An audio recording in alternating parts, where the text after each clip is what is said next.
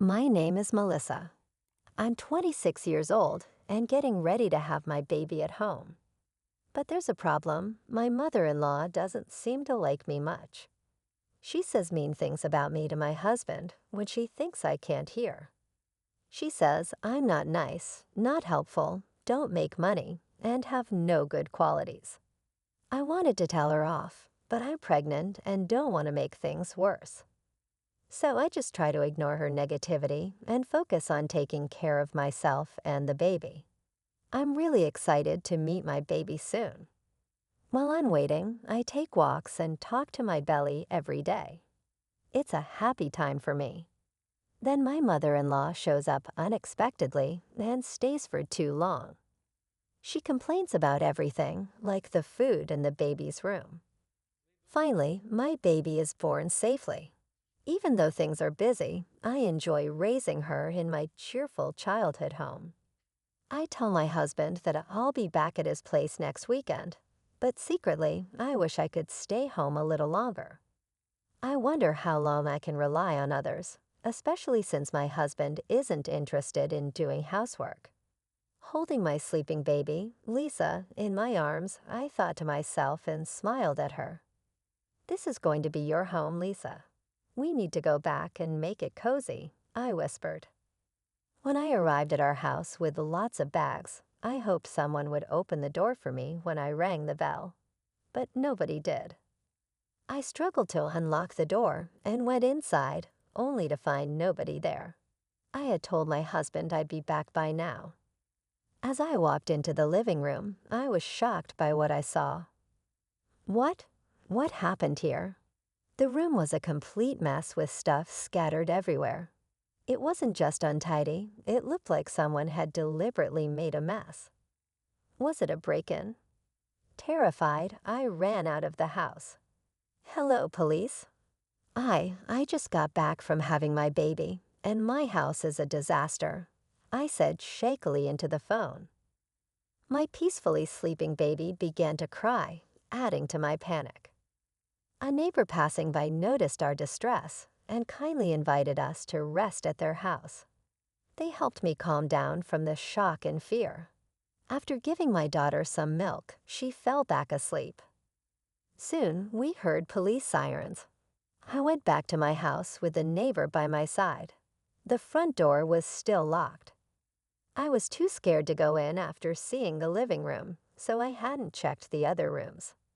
When I explained this to the police, they commended me for being cautious. They explained that encountering a burglar can be dangerous, so it's safer to stay outside and wait for them to arrive. I hadn't thought about that in my rush, but the idea scared me now. As I finished explaining, a voice full of uncertainty spoke up. "What's going on? Why are the police here?" It was my mother-in-law. "It's a bad situation, mother-in-law. Our house has been ransacked, and we suspect it was a burglary. The police are here to investigate," I explained. Before she could interrupt, I felt a sharp sting on my cheek as my mother-in-law slapped me hard. My vision blurred from the shock. Amidst the chaos of neighbors and police, I instinctively held my sore cheek. My mother-in-law's face was flushed red with anger as she yelled at me, accusing me of being shameless for calling the police about a burglary. I was stunned, unable to understand why she was so furious, especially with the pain in my cheek throbbing. A neighbor tried to intervene, explaining that calling the police was the right thing to do, and it's their job to investigate. But she wouldn't listen. She went on to scold me for leaving my husband alone and going back to my parents' house during childbirth. She said I was useless if I wasn't at home doing housework. Now she was upset that I had caused a scene by calling the police. Even though everyone around tried to reason with her and tell her it wasn't my fault, she wouldn't listen. As I tried to make sense of it all, I realized something strange. Despite our house possibly being burgled, she didn't seem concerned about any losses. Even though it was the first time she was meeting her grandchild, she didn't show any interest. Why? Everyone around me didn't seem to agree with what I was saying. That's not the point. How can you accuse me without even saying sorry? I asked. My mother-in-law completely ignored my question, sticking to her argument. Mom, what's happening? Brian, my husband, interrupted the argument, appearing quite calm. Brian, listen to this. It's awful. My mother-in-law's face lit up with delight at the sight of her beloved son. Melissa apparently called the police. Huh, why? Brian asked. She's been going on about a burglary, but that's impossible. Brian, please tell her to stop being so ridiculous, my mother-in-law insisted. Is that true, Melissa? Maybe you got it wrong about the burglary. It's bothering the neighbors, you know, and the police have other things to deal with, so let's send them away soon.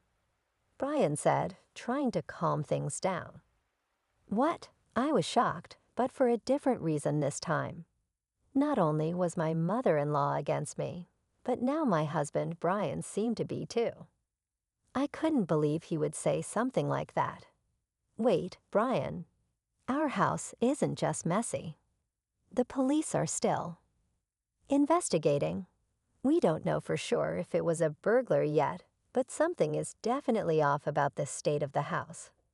We're about to check if anything's missing and file a report. No, absolutely not, Brian interrupted me with a raised voice. But why? The conversation was becoming more confusing by the moment. I felt lost and tears began to fill my eyes. I came back here and nobody was here. The room was a mess. I didn't know what happened and I was scared. I said, unable to hold back my sobs. I found comfort in the embrace of a neighbor, their warmth making me cry even more. Yet in front of me, both my mother-in-law and husband seemed irritated and simply stared at me. Why? Why won't you understand?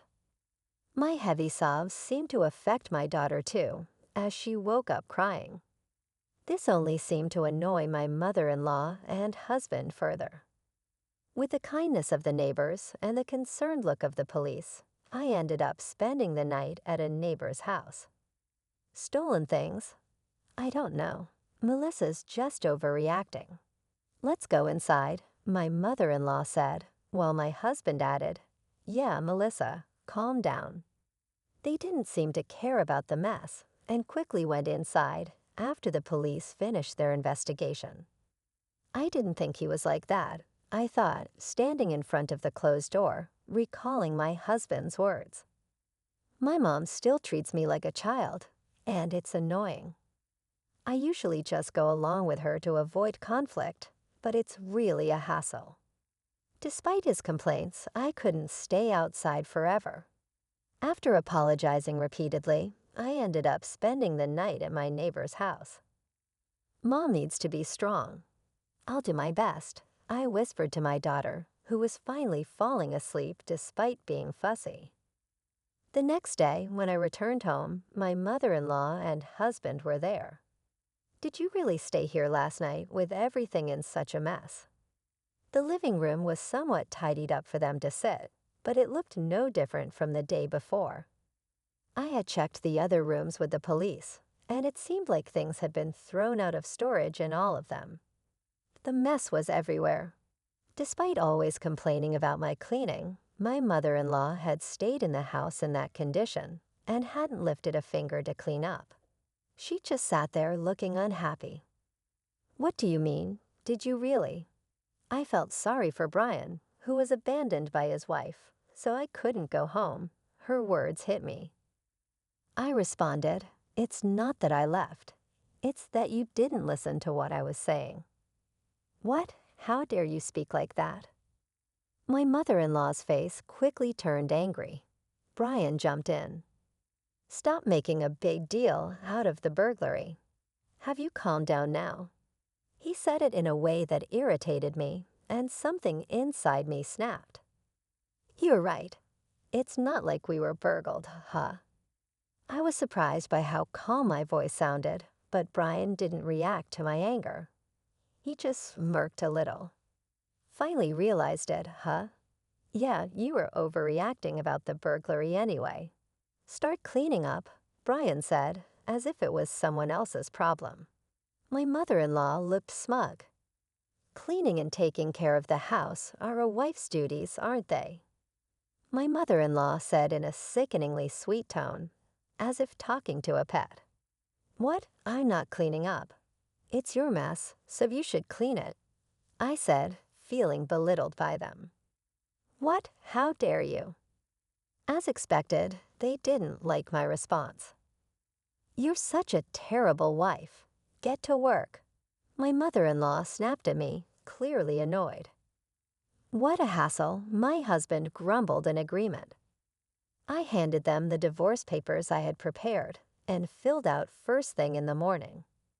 I want a divorce, I said firmly. My husband blinked, looking surprised. That's right. I want a divorce right now, I declared firmly. In that instant, my mother-in-law grabbed the divorce papers and dramatically lamented. Oh, poor Brian, being treated like this is so awful, as she hugged my husband's head. Such a big baby, aren't you? I said, unable to bite my tongue. What did you just say, Melissa? The two of them were so furious they seemed ready to explode, but I wasn't going to back down. Did you not hear me, or are you pretending not to understand, Brian? Divorce. Sign the papers now. I knew it was petty. I knew I shouldn't stoop to their level, but I didn't care at that point. Stop joking around and apologize. Enraged, they pushed me to the ground, pinning me down. Apologize now. Brian's strength made it difficult to breathe, and tears filled my eyes. Melissa, let go of my daughter right now. My saviors were my parents, rushing to my rescue.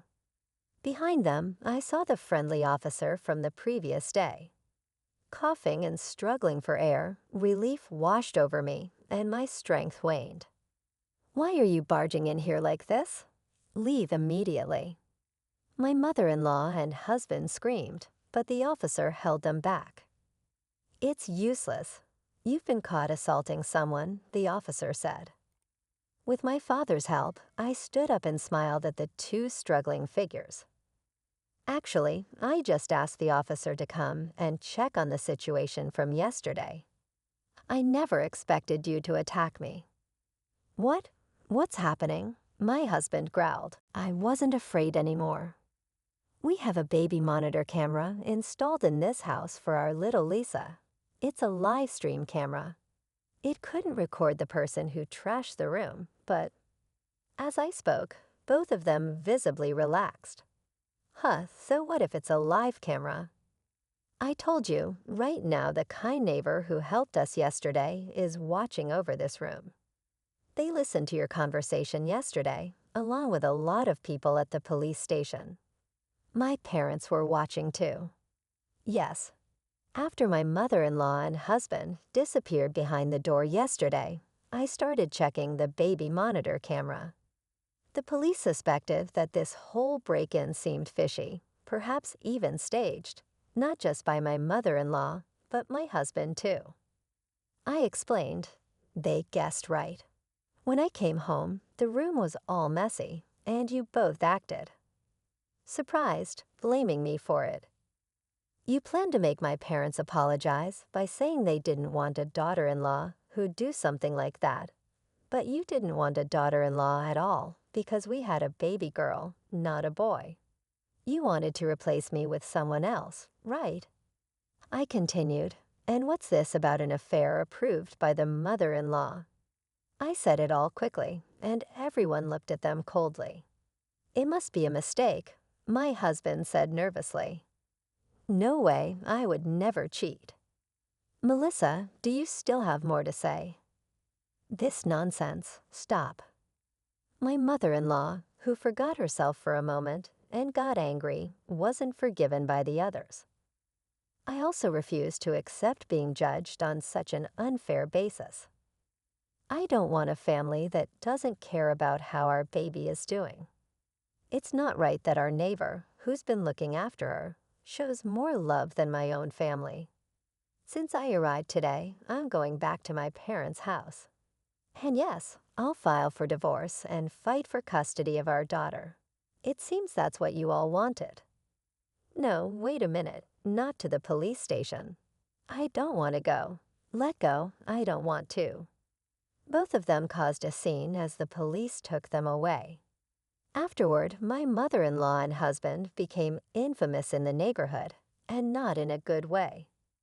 They tried to make things right by offering me a divorce settlement, but it didn't help. The rumors had already spread, and no matter how much they insisted they paid me, no one believed them. I returned to my parents' house and am raising my daughter with their help. Through a friend's recommendation, I found a job nearby. It's not easy, and I have my worries, but when I see my daughter's smiling face, I feel determined to do my best. I'll work hard to raise Lisa well, making sure she doesn't turn out like her father.